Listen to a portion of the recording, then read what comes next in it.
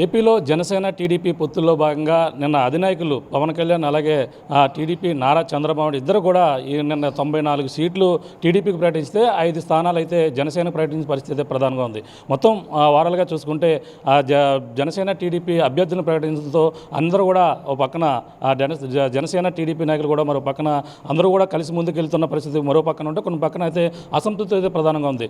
వారాలుగా పరిణామాలు ఏ విధంగా ఉన్నాయో తెలుసుకునేందుకు టీడీపీ సీనియర్ నాయకులు పొలిట్ బ్యూరో సభ్యులు రాజమండ్రి రూరల్ ఎమ్మెల్యే గొర్రెలబుచ్చే సీనియర్ నాయకులు గొర్రెలబుచ్చే చౌదరి గారు మనం చేశాడు. సార్ చెప్పండి, ఏంటి నిన్న టికెట్లు అధినాయకులు ప్రకటించారు, పొత్తుల్లో సీట్లు ప్రకటన ఏ విధంగా ఉందండి మొత్తం రాష్ట్ర వ్యాప్త పరిణామాలు?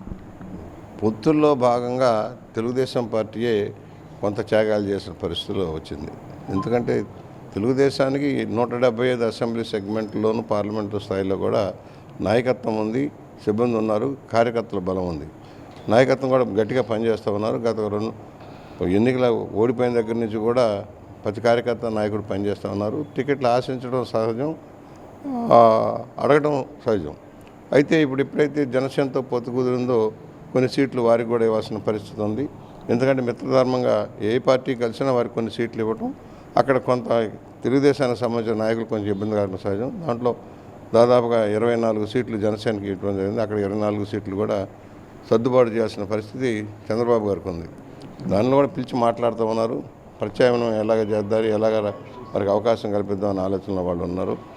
సరే, ఉంటాయి కొంచెం అసంతృప్తి వస్తుంది. అక్కడక్కడ కొన్ని కమ్యూనిటీస్ ఈక్వేషన్ చేయడంలో కూడా కొన్ని ఇబ్బందులు వస్తాయి. మిత్రధర్మంలో కొన్ని సీట్లు అటు ఇటు అవ్వడంలో సామాజిక ఈక్వేషన్లు సర్దుబాటు చేయడంలో కూడా కొన్ని సమస్యలు వస్తాయి. వాటన్నింటిని అధిగమిస్తుంది. తాత్కాలికంగా ముందు ఎలా చేయాలి, ఎక్కడ ఏ నాయకుడైతే కష్టపడి పనిచేసి అవకాశాలు కోల్పోతున్నారో వాళ్ళకి టాప్ ప్రయారిటీలో ప్రభుత్వం వచ్చాక వారికి పదవి ఇవ్వాల్సిన బాధ్యత చంద్రబాబు గారు తీసుకున్నారు. అది ఒక్కొక్కటి సార్ట్అవుట్ అవుతుంది. వారికి ప్రత్యక్ష పరోక్ష రాజకీయాలు ఉన్నాయి, 2 రకాలు ఉన్నాయి.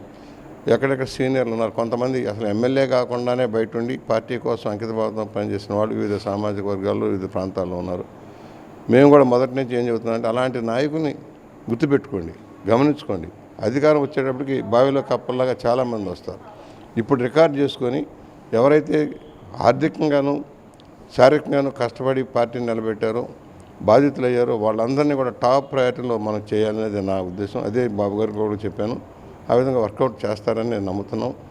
గతంలో కొన్ని లోటుపాట్లు జరిగేవి, అలా కాకుండా ఇప్పుడు అలాంటి ఐడెంటిఫై చేసుకొని కనీసం ఒక 100-150 మంది ఇంపార్టెంట్ కీ రోల్స్ ఇవాళ మనకున్నారు. అలాంటి వాళ్ళు రాష్ట్ర వ్యాప్తంగా వాటన్నిటిని లోకేష్ గారు కానీ బాబు గారు కానీ ఐడెంటిఫై చేసుకొని రాబోయేలో ప్రయారిటీ బేసిస్లో వాళ్ళు కూడా బ్యాలెన్స్ చేస్తే బాగుంటుంది నా ఫీలింగు. సరే, దీంట్లో ఉంటే చిన్న లోటుపాట్లు అవన్నీ పట్టించుకోవాల్సిన అవసరం లేదు. ఇప్పుడు నాది ఉంది, నేను ఆగినంత మాత్రాన్ని నేను కుంగిపోవాల్సిన అవసరం లేదు. నేను what I am I know, what is going to be happy I know. For that reason some problems May arise. అదేం ప్రాబ్లం లేదు దాని గురించి. మా కార్యకర్తలు ఏంటి ఇది సీనియర్ మోస్ట్ ఇంకా ముందు లిస్టులో రాలేదనే ఫీలింగ్లో ఉంటారు. అయితే నిన్ననే చెప్పారు, ఆల్రెడీ యూఆర్ క్లియర్డ్.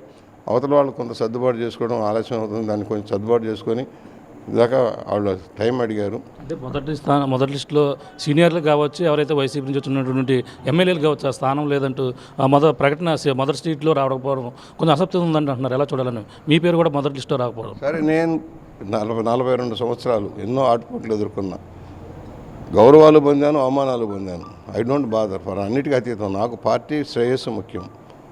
ప్రజల కోసం రాజకీయం అనేది ప్రజల కోసం, ప్రజా సంక్షేమం కోసం, అభివృద్ధి కోసం అనేది నా ధ్యేయం. అందుకని నా గ్రూపులు ఉండరు. నేను గ్రూప్ రాజకీయాలు చేయను, వ్యక్తిగత ప్రయోజనాలు ఆశించను. రాష్ట్రం ఏదైనా అభివృద్ధి చేయాలి ప్రతి ప్రాంతం. నేను 5 ఏళ్ళు కిందట రాజమండ్రి బ్రహ్మాండంగా అభివృద్ధి చేశాను.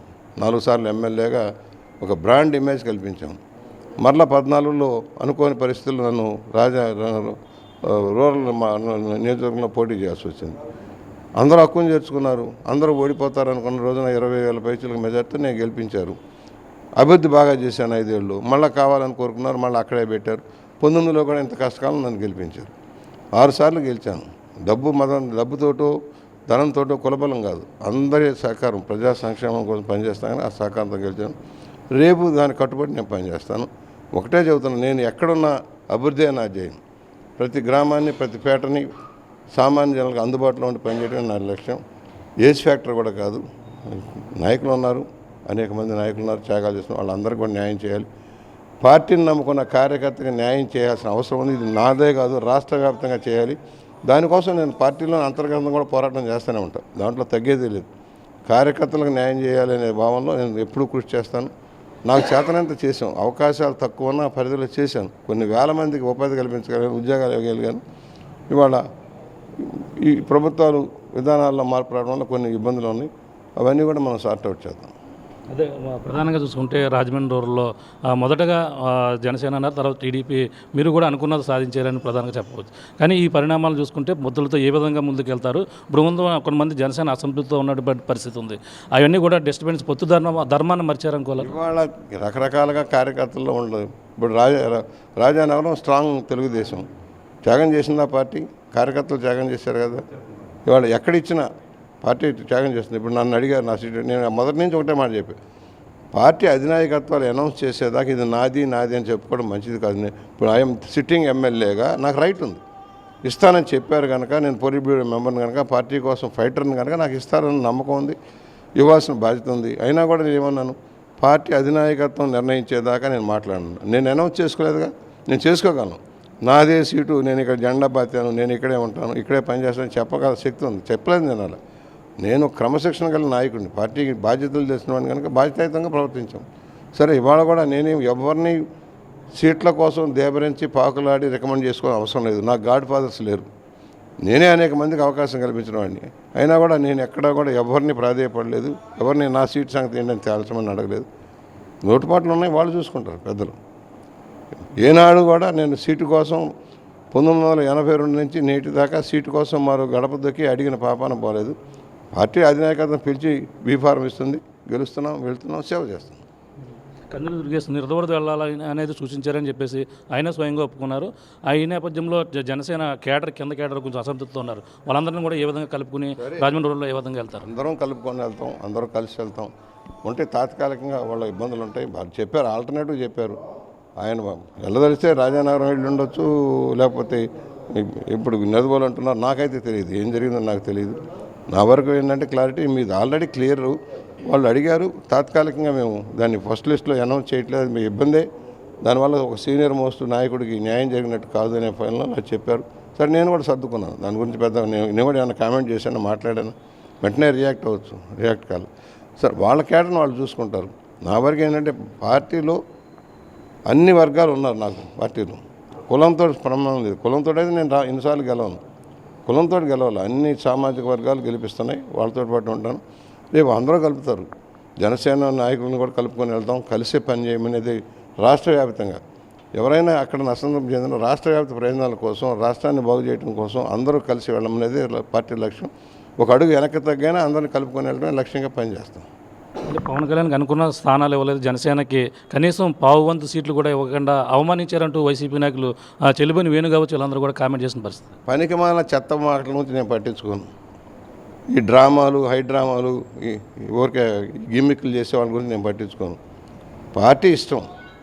వైఎస్ఆర్ పార్టీలో వాళ్ళు ఎందుకు ట్రాన్స్ఫర్లు చేశారు? ఇవాళ రామచంద్రపురంలో అంత గొప్పగా పనిచేసి అద్భుతాలు సాధించి మంత్రి గారు ఎందుకు పైనుంచి ఇక్కడ పడ్డారో మీరు అర్థం చేసుకోండి.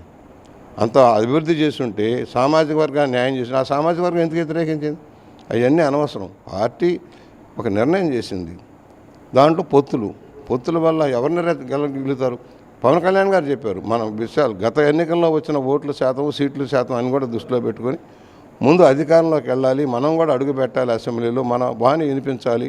దానికోసం మేము ఒక ప్రయత్నం చేస్తున్నాం. ముందు అసెంబ్లీలోకి వెళ్ళి ఒక కార్యాచరణతో ముందుకు సాగి రాష్ట్రాన్ని దుర్మార్గాన్ని పంపించడం కోసం మనం ఒక కార్యాచరణలో వెళ్తున్నాం, కలిసే వెళ్దాం అనే లైన్లో ఆయన చెబుతుంటే ఎవడో పార్టీ వాడిని మా గురించి మాట్లాడేది, ముందు వాళ్ళు ఇల్లు వాళ్ళు చక్క పెట్టుకుంటే గొప్ప. అదే మొదటి నుంచి కూడా టికెట్ నాదే, గెలిచేది నేనే మొదటి నుంచి చెప్పుకొస్తున్నారు. ఏ విధంగా రూరల్లో ఏ మెజార్టీతో గెలవబోతున్నారు మీరు? బ్రహ్మాండంగా గెలుస్తాం చాలా. ఎందుకంటే ఇవాళ మొన్న ముగ్గురు కలిసి మూడు పార్టీలు పోటీ చేసినాయి. ఇవాళ 2 పార్టీలు వెళ్తాయి. ఎవరో ఉంటారు ఇండిపెండెంట్లు, ఎవరైనా ఉన్నా కూడా 2 పార్టీలు పనిచేస్తున్నాయి. 2 పార్టీలు కలిసి పనిచేస్తున్నాం కనుక మెజార్టీలు పెరిగే అవకాశం ఉంటుంది. ఒకటి, రాగద్వేషాలకు అతీతం. నాకు ఇన్ని సంవత్సరాల చరిత్రలో ఎవరైనా మచ్చేశారా? నాకు అవినీతి మరకలేమనంటే నేనేం లైసెన్సులు తేలేదు, కాంట్రాక్టులు తీసుకోలేదు, దోపిడీ చేయలేదు, ఎవరి దగ్గర చందాలు వెళ్ళలేదు, మాఫియాలు చేయలేదు. నాకు ఒక క్లీన్ ఇమేజ్ ఉంది. అందరూ సహకరిస్తారు, కుర్రాళ్ళంతా సహకరిస్తారు, కలుపుకునే వెళ్తాం. అందువల్ల నాకు దీని గురించి పెద్ద పట్టింపు లేదు. నేను ఒక ప్రణాళిక రాజమహేంద్రవరం రూరల్లో ఒకప్పుడు నేను రాజమండ్రి రూరల్లో అనేక ప్రాంతాలకు సృష్టికర్తను.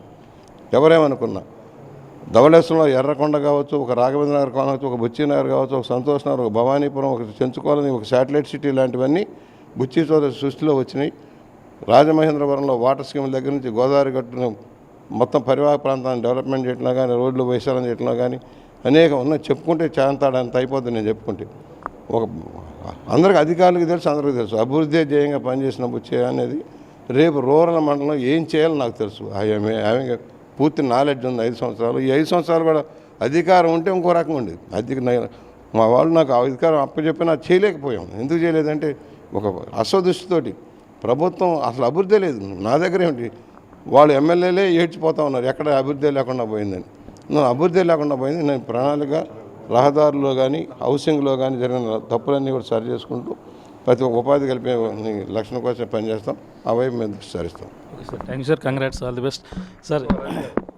సార్ ఇది పరిస్థితి. ప్రధానంగా చూసుకుంటే ఇక్కడ రాజమండ్రి రూరల్లో జరిగినటువంటి అభివృద్ధి మళ్ళీ నన్ను గెలిపిస్తుంది అంటున్నారు. ఇప్పుడు అన్నటువంటి సిటీలో పొత్తుల్లో భాగంగా రాజమండ్రి రూరల్ స్థానం నుంచి అయితే ప్రధానంగా జనసేన నుంచి ఒకవేళ పోటీ చేస్తారని చెప్పేసి మొదట ప్రచారం జరిగినప్పటికీ, కానీ సీనియర్గా నాకు సిట్టింగ్ ఉన్నప్పటికీ సిట్టింగ్ ఎమ్మెల్యేగా పనిచేస్తున్నాను కాబట్టి సీనియర్గా గుర్తించి మళ్ళీ నాకే కేటాయిస్తారని చెప్పేసి ప్రధానంగా అంటున్నారు. మొదటి లిస్టులో ప్రకటన రాకపోయినప్పటికీ కనవస గుర్తించి నా సీనియారిటీని మళ్ళీ నన్నే ఇక్కడ ప్రధానంగా మళ్ళీ ప్రకటించే అవకాశం మళ్ళీ ఉంటుందన్నారు. మళ్ళీ త్వరలోనే ఈ యొక్క ప్రకటన అయితే అధికారికంగా వచ్చే అవకాశం కూడా ఉంటుందని చెప్పేసి ప్రధానంగా చెప్తున్న పరిస్థితి. ఏదైనా జనసేన కందులు దుర్గేష్ కావచ్చు, నిడదవోలు కావచ్చు, లేదంటే ఎక్కడి నుంచి పోటీ చేస్తారనేది కూడా ఇంకా అటువంటి స్పష్టత అయితే రాలేదు. కానీ వాళ్ళందరం కూడా కలుపుకుని ముందుకెళ్తూ రాజమండ్రి రూరల్లో ఏ విధమైన ఇప్పుడు ఉన్నటువంటి వైసీపీ మంత్రి వేణుగోపాల్ ఎవరైతే ఉన్నారో అతన్ని ఎటువంటి ఎక్కడి నుంచి ట్రాన్స్ఫర్ రూపంలో వచ్చారు కాబట్టి రాజమండ్రి రూరల్ అభ్యర్థులు అందరూ కూడా నాకే మళ్ళీ పట్టం కడతారు. రాజమండ్రిలో గతంలో నేను చేసి అభివృద్ధి కావచ్చు, సీనియారిటీ కావచ్చు, నన్ను గుర్తించి మళ్ళీ నన్నే పట్టం కడతారంటూ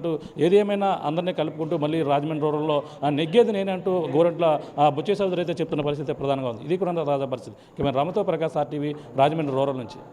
మరిన్ని వీడియోస్ కోసం ఛానల్ ని సబ్స్క్రైబ్ చేయండి. లేటెస్ట్ అప్డేట్స్ కోసం వాట్సాప్ ఛానల్ ని ఫాలో చేయండి. అండ్ లింక్ డిస్క్రిప్షన్ లో ఉంది.